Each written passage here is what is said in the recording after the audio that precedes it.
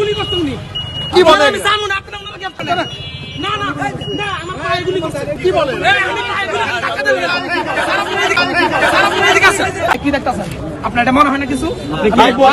Helmet পরে helmet খুইলা এখানে মেশিন বার করে পায়ে গুলি করছে। না উনি আমার চাইলে বাংলা মোটরে গুলি করছেন উনি।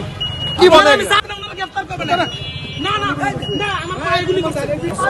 ওনাকে আমি ভালো করে চিনতে পারছি তাই আমি 4 আগস্ট বাংলা মোটর গুলি করছি। এই ব্যক্তি আমারে গুলি করছে। এটা কি?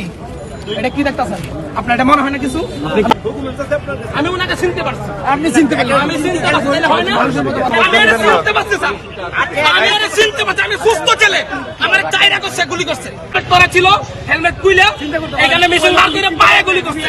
আমি জানে শুনে আমি সৎ জ্ঞানে বলতেছি। এখানে অনেক লোক আছে, আমি কাউকে বলি নাই। কেন? চেহারা কি স্পষ্ট দেখতে পেয়েছেন? হ্যাঁ, আমি ওনার চেহারা দেখতে পাচ্ছি। তখন 4 আগস্টে পায়ে গুলি খেয়েছে। বাড়ি ছিল সুনামগঞ্জ। আমি তাকে দেখে চিনতে পারছি। আমি চিনার কারণে আমি তাকে আমি বলছি আপনি কোনো রাজনৈতিক দলের সাথে সম্পৃক্ত কিনা? আমি বিএনপির একজন সমর্থক। আমি রিলেটিভ ছিলাম এবং আমার সবকিছু বিএনপির ইয়াতে আছে, কিন্তু এই ব্যক্তিকে আমি আইডেন্টিফাই করতে পেরেছি।